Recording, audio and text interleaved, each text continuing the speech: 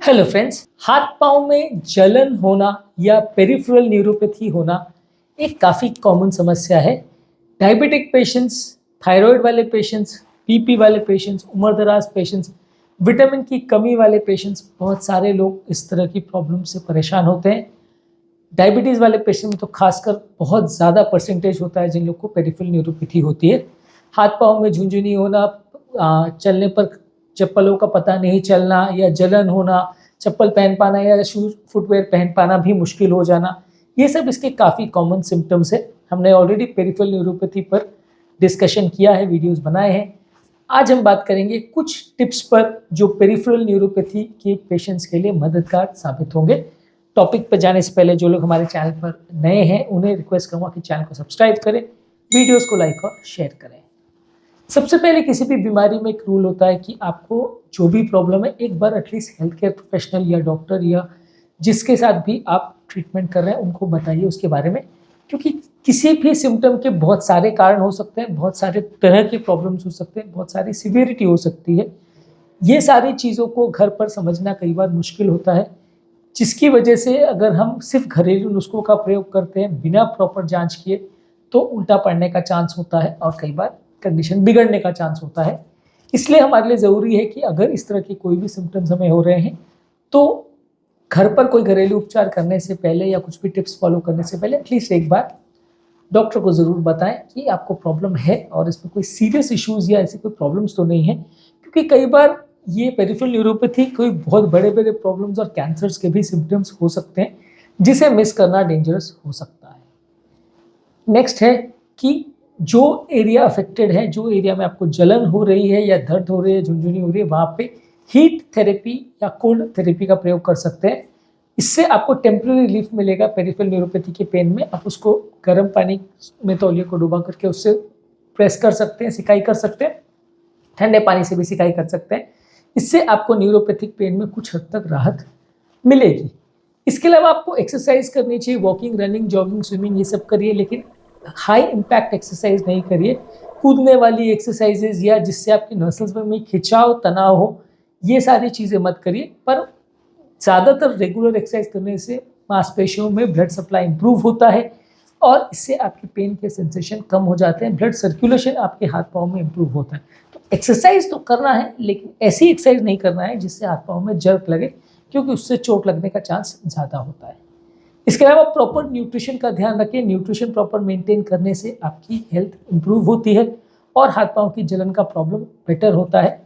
खासकर vitamin B12 वाली चीज़ों का ज़्यादा सेवन करें। B12 और अलग अलग तरह के न्यूरल विटामिन जो हैं, B6, B9, B12, ये ज़्यादातर नर्व्स की और ब्रेन की हेल्थ के लिए इम्पोर्टेंट है। इनका कमी अगर है तो उसके लिए स्पेसिफिक फूड्स लें। इसके अलावा आपके लिए ये भी ज़रूरी है कि आप पर्याप्त मात्रा में पानी पिए, यानी शरीर का हाइड्रेशन प्रॉपर मेंटेन करें। हाइड्रेशन अच्छा होने से भी पेरिफेरल न्यूरोपैथी के पेशेंट्स में कुछ हद तक राहत मिलती है। इसके अलावा आपको ज़रूरी है कि आप टोबैको को छोड़ दें। इसके अलावा ज़रूरी है अल्कोहल भी नहीं पिए। शराब और तंबाकू आपके पेरिफेरल न्यूरोपैथी के पेन और सिम्टम्स को बढ़ा सकती है, इसलिए इससे थोड़ा बचिए। स्लीप हाइजीन मेंटेन करिए, नींद अच्छी रखिए। लगभग 9 से 10 घंटे डेली नींद होना ज़रूरी है। ये आपके हाथ पाँव के दर्द के प्रॉब्लम में कुछ हद तक आपकी मदद करेगी। मेंटल स्ट्रेस कम रखिए। योगा, प्राणायाम, डीप ब्रीदिंग एक्सरसाइज, अलग अलग तरह की साइकोलॉजिकल टिप्स, इस पर ऑलरेडी हमने डिटेल वीडियो किया है। उससे दिमाग में होने वाले स्ट्रेस या तनाव से बचिए। इससे बॉडी में स्ट्रेस हार्मोन्स कम बनेंगे और हाथ पाँव के दर्द में आपको कुछ हद तक राहत मिलेगी। यदि आपको फिर भी बहुत ज़्यादा प्रॉब्लम है तो एक पेन डायरी मेंटेन करिए। उसमें आप ये मेंटेन करिए कि कौन कौन से दिन क्या क्या करने पर आपको ज़्यादा पेन हुआ, क्या करने से पेन बढ़ता है, क्या करने से पेन कम होता है। इससे लंबे समय में आपके पास मेंटेन रहती है एक एंट्री की क्या क्या कारणों से प्रॉब्लम बढ़ती है, किससे कम होती है। आप खुद को बेटर गाइड या काउंसिल कर सकते हैं। ज़्यादा प्रॉब्लम हो तो डॉक्टर को दिखाना ज़रूरी है। इसके अलावा आप ये भी कर सकते हैं कि इस तरह की सिमिलर बीमारियों से ग्रसित लोगों के साथ एक व्हाट्सएप ग्रुप या एक सपोर्ट ग्रुप बना सकते हैं। इसमें कई बार वो आपको मदद कर सकते हैं, वो आपको थोड़ा काउंसलिंग वगैरह कर सकते हैं, वो आपको थोड़ा गाइड कर सकते हैं कि क्या क्या चीज़ों से उनको राहत मिली, क्या चीज़ों से उनको नुकसान हुआ। तो आपस में एक सपोर्ट ग्रुप बनाने से भी कई बीमारियों से लड़ने में और डिप्रेशन वगैरह से बचने में भी राहत मिलती है, क्योंकि अकेले अगर आप बीमारी से लड़ रहे हो तो आप थोड़ा डिप्रेस ज़्यादा हो जाते हैं। यदि सब मिलके एक दूसरे का साथ देंगे तो बीमारी में डिप्रेशन उतना ज़्यादा नहीं होगा। बॉडी वेट हेल्दी मेंटेन करिए। वजन अगर ज़्यादा होगा तो न्यूरोपैथिक पेन ज़्यादा होगा। न्यूरोपैथिक पेन संबंधित वीडियो हमने मेडिसिन के बारे में किया था कि कौन कौन सी मेडिसिन से न्यूरोपैथिक पेन में राहत मिलेगी। उन मेडिसिन को अगर आपको दिया जाता है उनको प्रॉपरली फॉलो करिए, रेगुलरली लीजिए, इससे आपका दर्द काफ़ी हद तक कम हो जाएगा। जो भी बीमारी है उसके बारे में प्रॉपरली जानना और समझना ज़रूरी है। खुद को एजुकेट करना ज़रूरी है कि क्या क्या चीज़ों से आपको फ़ायदा मिलेगा, क्या क्या चीज़ों से आपको नुकसान मिलेगा। ये मेडिसिन में ज़्यादातर एंटी डिप्रेसेंट मेडिसिन जैसे कि selective serotonin reuptake inhibitors, serotonin norepinephrine reuptake inhibitors, ये ज़्यादातर मेडिसिन यूज़ की जाती हैं। कुछ एंटी कन्वल्सेंट्स यानी मिर्गी वाली दवाइयाँ जैसे कि गाबापेंटिन और प्रीगाबलिन यूज़ की जाती हैं। कुछ क्रीम्स जैसे लिडोकिन और कैप्साइसिन की क्रीम्स यूज़ की जाती हैं।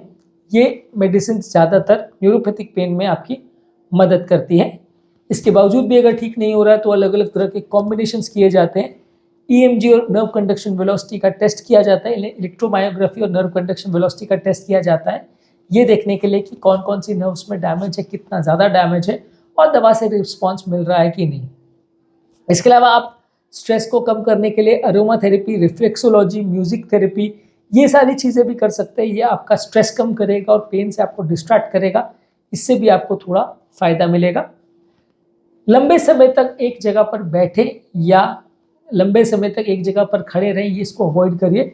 एक ही जगह पर अगर आप ज़्यादा देर तक बैठते हैं या खड़े होते हैं तो आपको ज़्यादा तकलीफ होती है, ज़्यादा दर्द होता है। इसके अलावा दर्द वाले पेशेंट्स को सेफ्टी प्रिकॉशंस का ध्यान रखना चाहिए, जिससे उनको डायबिटीज़ में खासकर पाँव में इंजरी या प्रॉब्लम नहीं हो। न्यूरोपैथी वाले पेशेंट्स में सेफ्टी प्रिकॉशंस क्या रहते हैं उस पर हम एक सेपरेट वीडियो किया है, वो आप हमारे चैनल पर देख सकते हैं।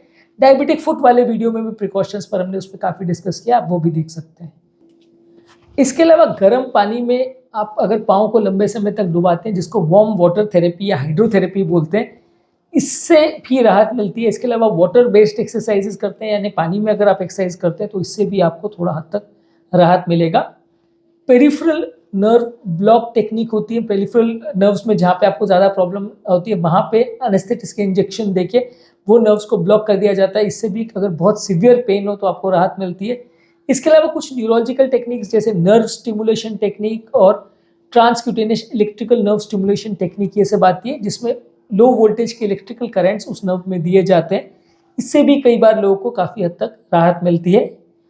कुछ साइकेट्रिक टेक्निक्स जैसे mind body technique, complementary therapies और cognitive behaviour therapy, mind body practices, biofeedback therapy, ये सारी चीज़ों से भी आपको अगर पाँव में दर्द है तो ये साइकेट्रिक टेक्निक्स है। इस पर हमने ऑलरेडी स्ट्रेस कम करने वाली जो टेक्निक्स पर वीडियो किया उसमें डिस्कस किया है। ये सारी चीज़ों से भी आप इसमें राहत आपको मिल सकती है।